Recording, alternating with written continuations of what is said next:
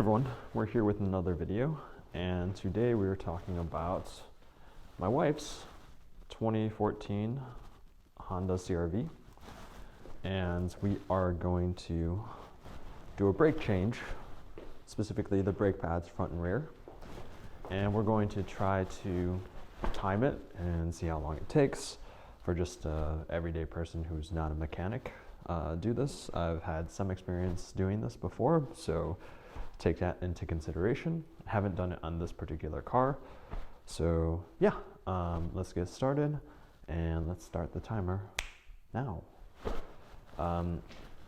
We have a toolkit here, the brake pads from Power Stop. We have a breaker bar, some socket wrenches, or some sockets, and then some torque wrenches, so we can get the specific torque specs correct on all of the specific bolts that we're taking off.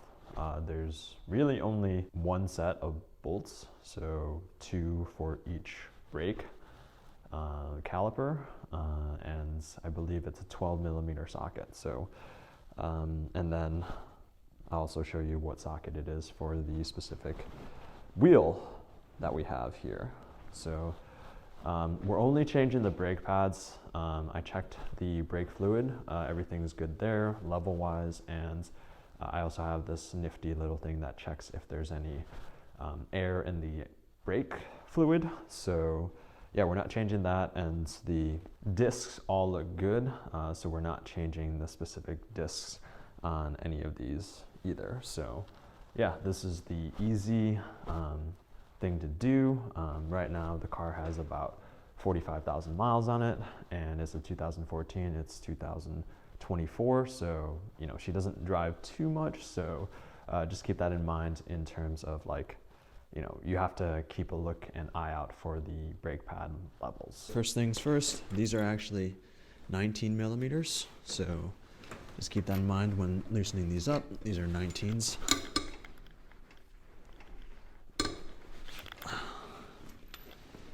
Car is lurching forward. Should be. Not lurching. I also have these safety jacks. Typically recommended that you use jack stands, not just the floor jack, for extra safety. So make sure you do that. And again, I'm not a professional mechanic by any means, so take everything that I say with a grain of salt. I usually tighten these back up at 100 foot-pounds, but took those off. Now we're gonna jack it up. All right, we find another point right on the subframe, so it's right behind the front bumper here, where you can jack the entire car up. So yeah, this works best. SUVs, a little bit easier to work on, a lot more clearance. All right, so we will position that here. All right, there we go. All right, the inner workings of the CR-V. All right, so these are the bolts that we want to loosen, and as I understand, they're 12mm, and these have to be retorqued back up to 22 Newton meters. There looks like a lot of surface rust here. Pads actually don't look too bad, from what I can see. Still have some life in them, but let's go ahead and change them out. It is not a 12. Scratch that, not a 12mm. All right, this is a 14. This is gonna be too big, isn't it? No, it's a 14. So these are 14s. Person giving direction is on a crack. And then want to twist it upwards. There we go, breaker bar in use.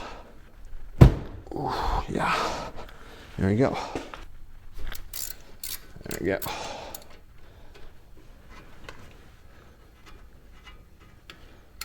And go.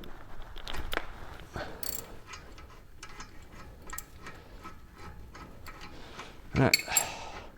Need to save these for later. 14mm bolts. And these are, looks like real rusted here surface wise. What we also want to do is use a screwdriver, flathead, to kind of compress the piston a bit. So we will take a flathead screwdriver from my toolkit here, and we want to put it in between here so that we can actually get the caliper bits out. This may or may not work super well, but I don't think this will come out like, oh, well, maybe it will. So the issue here is typically, you can see the 2 piston calipers here. So that's good. We actually have a piston compressor. And you can see this is a bit roughed up here. The boot's a bit roughed up here. Got some hairs in here. I want to hang this so that's not dangling. So we can just hang that here. And then you can see the pads here. So we got new hardware for this. These are to keep these in here. So we're going to be replacing all of this.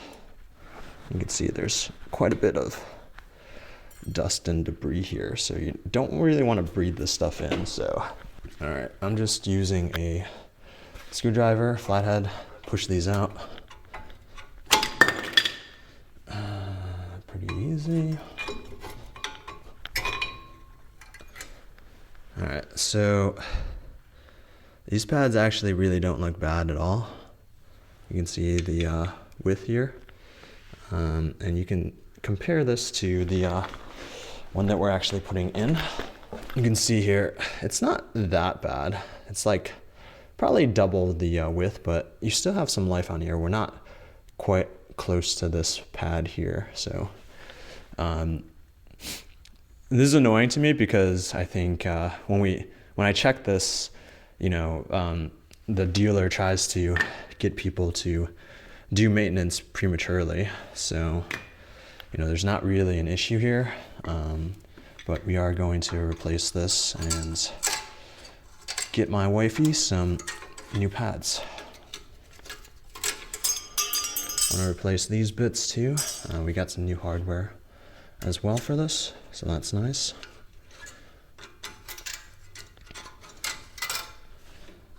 There we go. And then I want to clean these bits off in here. A little brush here. Clean some of that out.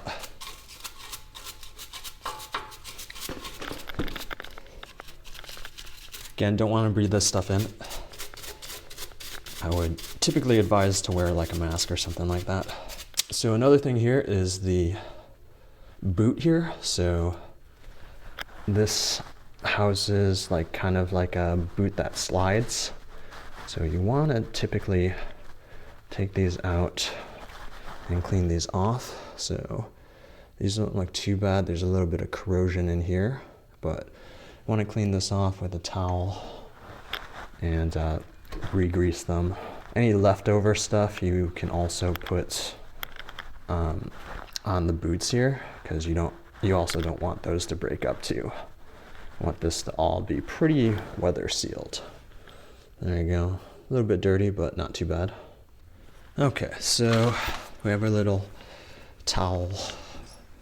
Clean this off a bit and then put some anti-seize on here.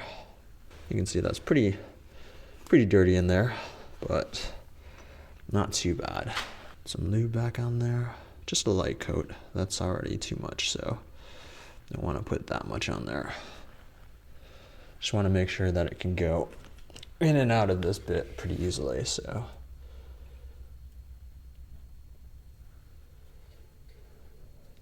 There you go. And you want to make sure the boot goes over it.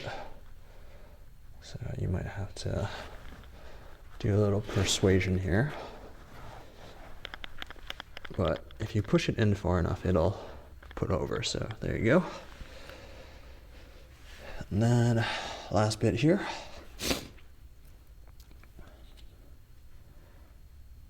A little bit on here. Just a little light coat. Then you can spin it around, set it up, spread it when it's in here. There you go. Nice and easy. And we'll spin it around a bit just to get it spread in there. Got some hardware, so let's get this and put this on here.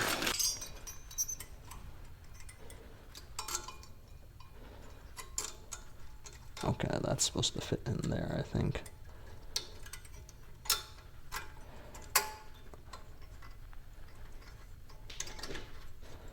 Come on, buddy. There we go. That's in. That's better. Okay. That's in, so just to clarify here, this goes in that particular way. You want to get this bit over here, and then you squeeze that in, just like on the other side here. So that's the first bit. So let's hopefully get you the best view here. There we go. I want to make sure this piece is pushed in. So there we go. I've seen people like roll this. You can hear that noise, but I think that's just rubbing up against this. You want to make sure it's not rubbing up against anything. So it's good, not making any noise. All right, so next is the pistons. We want to make sure that these puppies go in. You can see that there's quite a bit that's coming out. So yeah, let's go ahead and do that now. All right, so I have these piston compressors. So what I'm gonna do, this should now tighten. So this is spreading, and it will push the pistons in. So you can see here, and then hopefully you can see all of this. Put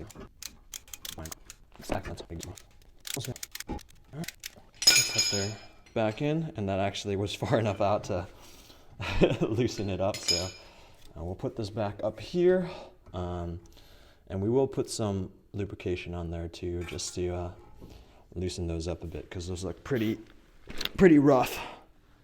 Okay, so we also want to make sure we're putting these in the right way. So this one with the noisemaker needs to be on the inside here. But first thing we want to do is put some brake lube on here, because that will make these squeak less. But first things to note is that for some reason, the package that I have from a Power Stop did not have this. So we have some Permatex disc brake quiet. So you can spray this on the surface here and on the surface here. So you want to get the touch points of the where the friction points will be here. So we're going to spray it here, spray it on this bit, and then the tops here too.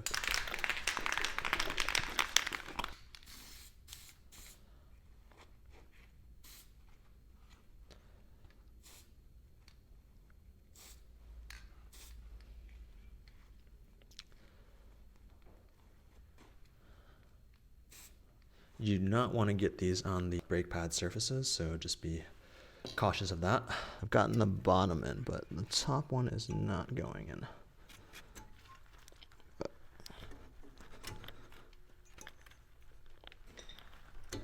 There we go. All right, I think that's it. All right, there.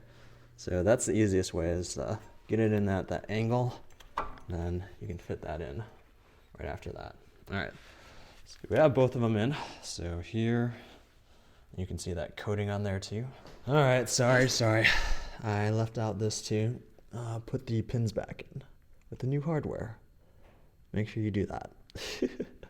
And then now, I want to put just a bit of anti-seize on the boot here. So here, we'll just put a bit of lube on the round part. These will compress on these, So that's what actually makes it squeal a bit. So we got a nice little bit of coat on there. All right.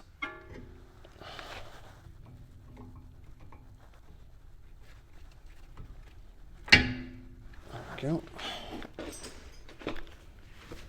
Have to push these what are they called? The slider pins in.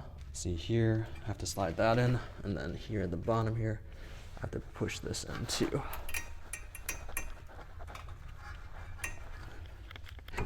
There we go. Now we're good. We'll put these bolts back in counterclockwise to make sure that's in there, and then just want to make sure you don't cross thread any of these things. There we go. Hear that noise, and then we can start turning it the proper way. And then this is supposed to be 22 foot-pounds. A lot more room, Derrick. There we go. 22. There we go. We're already an hour in, and we've only changed one, but since we have some learnings from this, this will help us get through the rest of it. So this is actually what we wanted it to look like. That way we have not only the floor jack to stop this thing from falling if it does fall, but we also have the jack stand that will also keep this, keep me nice and safe. All right, we'll do a quick time check. We just finished the front brakes, so we're gonna switch to the rear.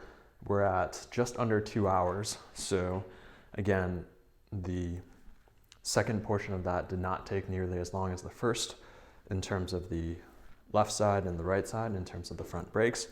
So I imagine that'll be similar on the rear brakes too. But also when filming it, it takes a lot longer. All right, if you're curious where to mount or jack up the subframe, you can see that's off the ground, that's off the ground. So we loosened up the lug nuts so we don't have to, so the tires won't spin. And this is where you can jack the car up and just have the 6,000 pounds, because this car is under 6,000 pounds, and also a 3-ton jack, which also does double duty. So it's hanging up by the jack stands and the floor jack. All right, we've taken off the wheel and tire, and then we have the 2 bolts back here, here and here. These are the 12s then. A little bit crusty, but 12 does fit on there. Oh, okay, I was able to get it out myself with a little bit of power. Easy. So crusty.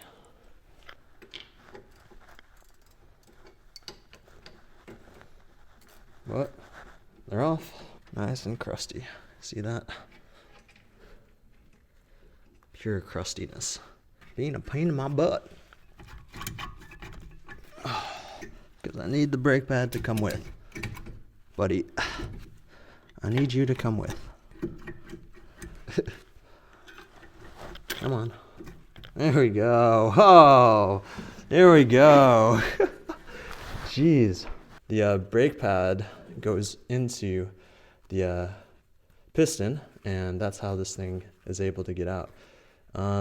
This is right by the wear line, but not quite there, so shouldn't be making noise or anything like that.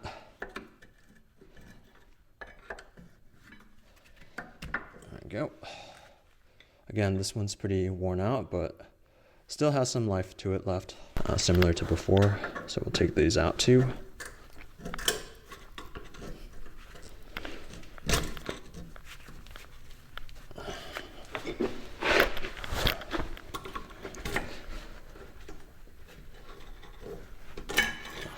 Go. 1, 2. Really got me up here.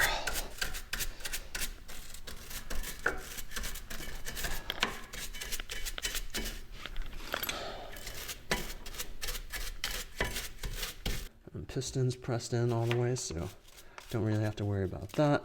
So we pre-sprayed everything so that we have our lubricant on there.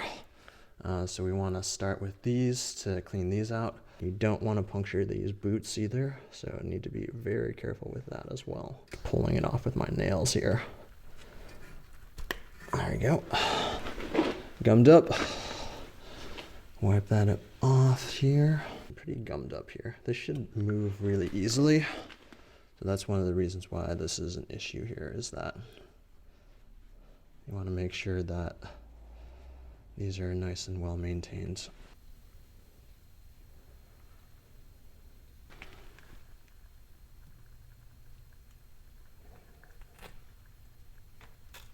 There you go. Nice and easy.